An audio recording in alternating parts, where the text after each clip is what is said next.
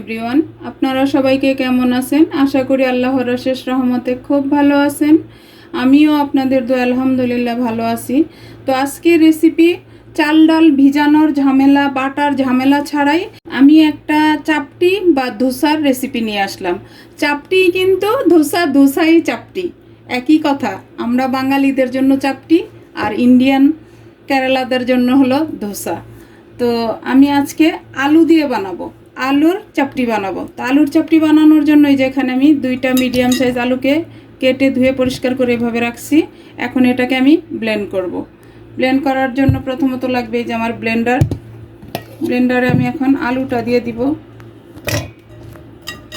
একেবারে সহজে যাতে আপনারা এই চাপটিটা কুরমুরে একটা চাপটি বাসায় বানায় খেতে পারেন, সেটাই আমি আপনাদের সাথে শেয়ার করলাম। আর এর মধ্যে দিব আমি 1 কাপ সুজি, আর একটু হালকা টক বানানোর জন্য দিব 2 চামচ দই দিয়ে এখন এটাকে আমি একটু পানি দিয়ে ব্লেন্ড করে নিব।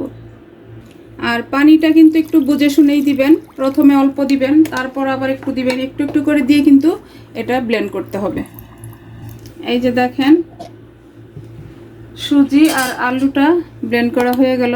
এই যে দেখেন, আর আলুটা কিন্তু একেবারে মিহি হতে হবে।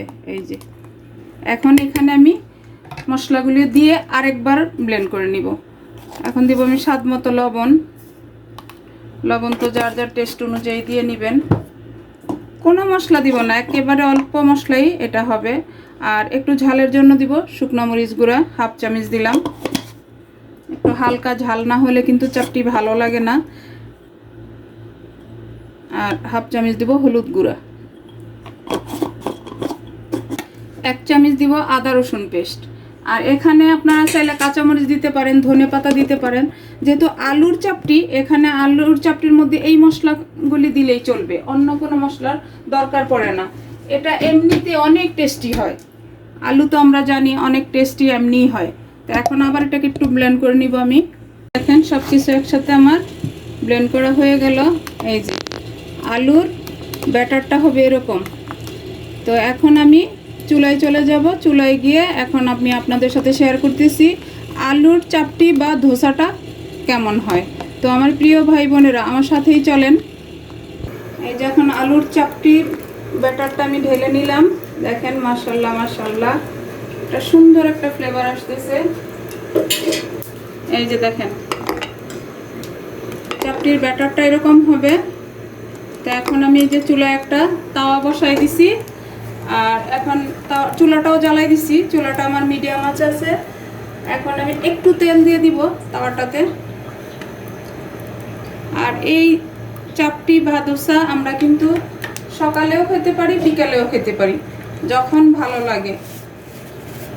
একটু ব্রাশ করে দিলাম। এখন আমি চাপটিটা বানানো শুরু করব। বিসমিল্লাহির রহমানির রহিম।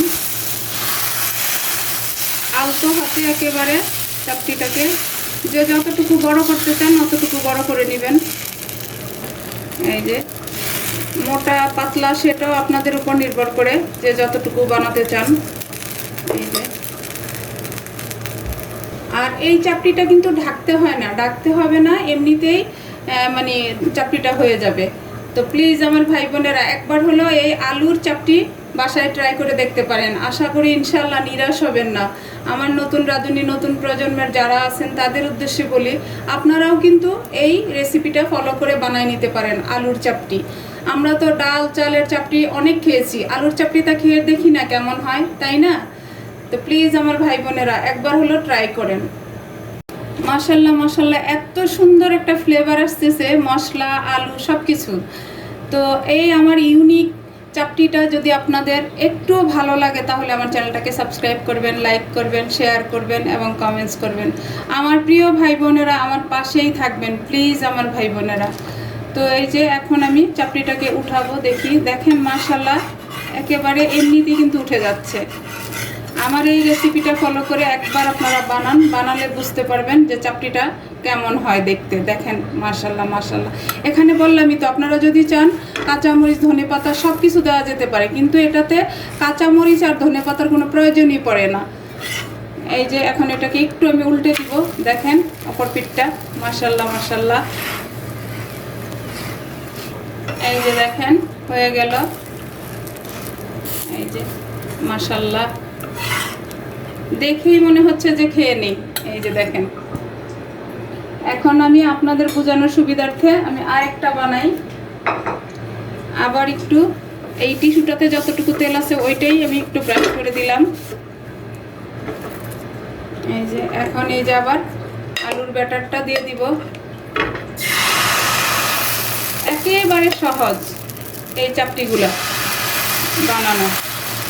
দেখেন মাশাআল্লাহ মাশাআল্লাহ। সকালের নাস্তায় বা বিকেলের নাস্তায় এই চাপটিটা কিন্তু আমরা রাখতে পারি। দেখেন, আর দেওয়ার সাথে সাথেই কিন্তু চাপটিটা হয়ে যাচ্ছে, সময়ও বেশি লাগতেছে না। একদম অল্প উপকরণ, অল্প সময়ের মধ্যেই ঘরে থাকা উপকরণ দিয়ে কিন্তু আমাদের এই আলুর চাপটিটা হয়ে গেল। আর এই চাপটিটার সাথে যে কোনো একটা ভর্তা বা চাটনি যদি হয় তাহলে আর কি চাই, কিছুই লাগবে না। চাপটিটা হয়ে আসছে বুঝতে পারবেন কি করে, এই যে দেখেন সব সাইড হালকা হয়ে যাচ্ছে। এই যে যখন এটা হয়ে যাবে তখন একটু উঠে উঠে আসবে। তো আমার এই চাপটিটা কার কার ভালো লাগে প্লিজ আমাকে কিন্তু অবশ্যই জানাবেন। আলুর চাপটি বলে কথা, চাল ডাল সব কিছু ছাড়া। আর এই চাপটিটা কিন্তু যে কোনো সময় আপনার মন চাইলেও সাথে সাথেই বানায় খেতে পারেন। আর চাল তো ভিজাতে হয়, ডাল ভিজাতে হয়, এটা কিন্তু কিচ্ছু করতে হবে না, সাথে সাথেই মন চাইলেও সাথে সাথেই বানায় খেয়ে নিতে পারেন। আর কেউ বাসায় যদি কোনো মেহমান আসে তাদেরকে একদম ইনস্ট্যান্ট বানায় দিতে পারেন। এখন এটাকে একটু উল্টাই দিব। এই যে উল্টানোর কারণটা হলো যেহেতু কাঁচা আলুটা দিছি এই কারণে একটু উল্টে দিতে হয়। এই যে হয়ে গেল আমার ওই পিঠটাও, দেখেন মাশাআল্লাহ মাশাআল্লাহ। এখন এটাকে আমি নামাই নিব। দেখেন মাশাআল্লাহ, বুঝতে পারতেছেন কিনা একেবারে কুড়মুড়ে কিন্তু। এই যে তবে আমি বাকিগুলি বানায় আমি আপনাদের সাথে শেয়ার করতেছি যে আমার আলুর চাপটিটা কেমন হলো। তো প্লিজ আমার ভাই বোনেরা আমার সাথেই থাকেন। যে দেখেন আমার প্রিয় ভাই বোনেরা, হয়ে গেল আমার আলুর চাপটি বা আলুর ধোসা, একেবারে কুরকুরা। আর এই যে সাথে দিয়ে দিছি আমি ধনেপাতার ভর্তা।